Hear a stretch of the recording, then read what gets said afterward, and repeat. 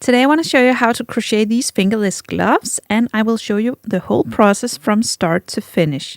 If you want longer fingerless gloves, you can of course do them longer. You will just do the starting chain a bit longer. But let's begin. First I want to talk a little about the materials for the yarn. I've used this super bulky yarn from Elise. You can see this has a great color. I will of course write down in the description how much yarn you will need for this. Then I've used a 6mm crochet hook, some scissors, and a tapestry needle.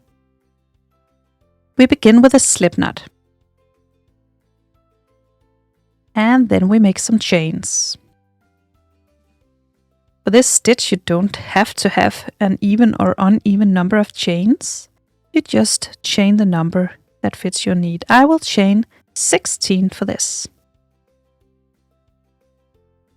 When I have 16 chains, I will skip the first one, and in the second chain I will do a single crochet. So insert the hook, yarn over, pull through, yarn over, pull through 2. So just a regular single crochet. Then the next chain I will do a herringbone stitch. So you have this loop right here, and you have this loop right here. In the second one, you will insert the hook, and then in your next chain. So insert the hook in the next chain, then yarn over and pull through, yarn over and pull through all 3. Now you have 3 loops right here. You will insert the hook in the third one from your hook. So insert the hook underneath this one and through your next chain, down here, then yarn over, pull through, and yarn over, pull through all 3 loops. Okay?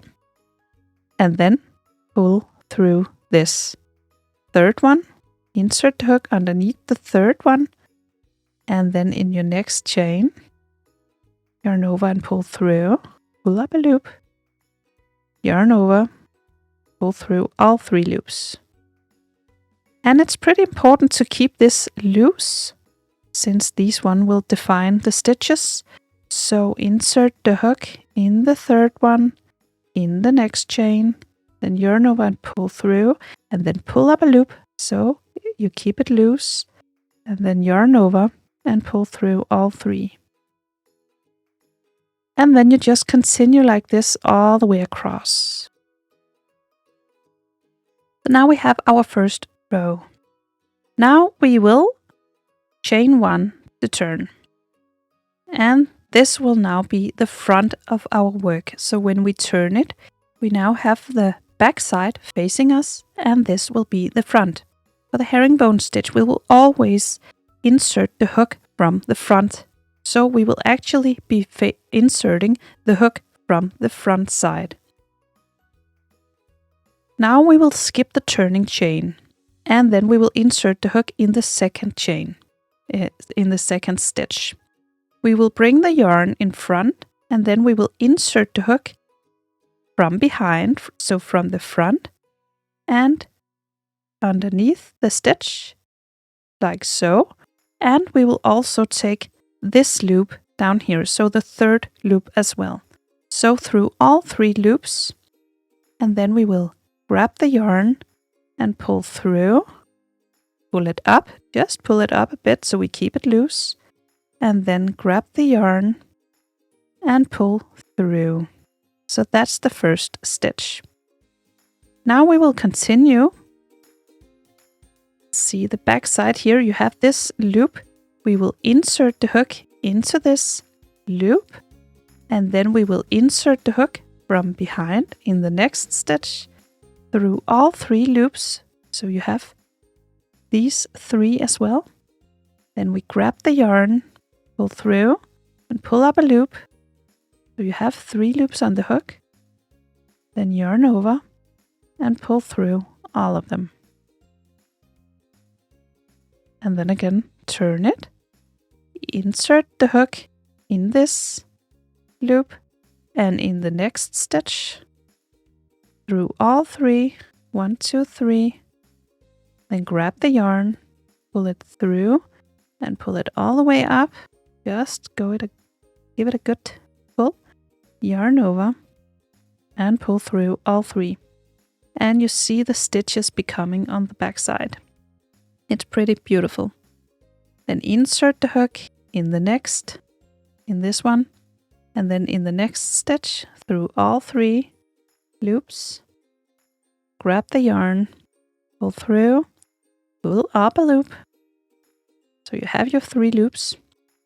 Yarn over, pull through all 3 loops. So this is how you do it when you work on the back side facing you. Then you have this on the front. You see the herringbone stitches becoming right here. And you'll just repeat this all the way across. And that was row 2. You finish row 2 with a chain. So chain 1 and then you turn. Now you have your front facing you again. So we will now be working from the front to the back. In the first stitch here, you will do a regular single crochet. So just insert the hook and single crochet. And then in the next stitch, you will insert the hook underneath this loop. And then in the next stitch, but through all 3 loops, have this, and the 3rd loop back here. So insert the hook through 1, 2, and 3 through all 3 loops. Then grab the yarn, pull up a loop, just pull it good, yarn over, and pull through all 3 loops. And then in the next stitch, you insert the hook in this loop, and then through all these 3 loops. Then grab the yarn, pull through, and pull up a loop, yarn over, and pull through all 3 loops. And repeat. Insert the hook through this loop, and then through the next stitch, through all 3 loops. Grab the yarn, pull through, and pull up a loop, yarn over, and pull through all 3 loops. Insert the hook through this one, and then through all 3 loops through the next stitch. Grab the yarn, pull through, pull up a loop, yarn over, and pull through all 3. So you will just repeat this all the way across, and you see these herringbone stitches becoming. You will now continue just repeating row 2 and row 3 again, and then you will see this herringbone stitch in its perfect state. Just repeat row 2 and row 3. So when it's long enough to reach around your hand, I will now cut the yarn. Just remember to leave a bit for sewing. I will just give you the measurements, about 21 centimeters all the way across. Now pull this one through all the way and find your tapestry needle and thread it. And we can now sew it together. And we will fold it so we have the right side in, so we will sew it together on the inside. And I will just do the whip stitch. So the whip, whip, whip. And I give it a couple of extra stitches at the ends, because that's where the most pressure is. And then I will just sew it together, but not all the way, because we need to leave a gap for the thumb. So just make a seam.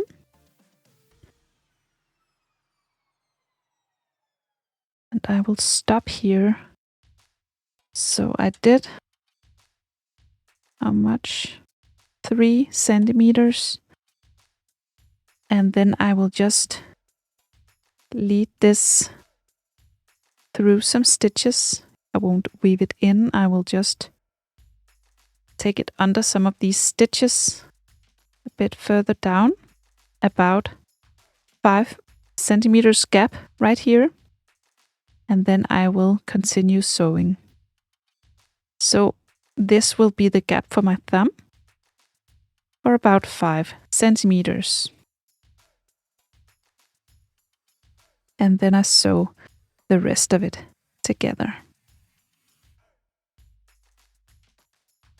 And again, in the other end, I will weave it in, but I will give it a few extra stitches because this is where the pressure really is high.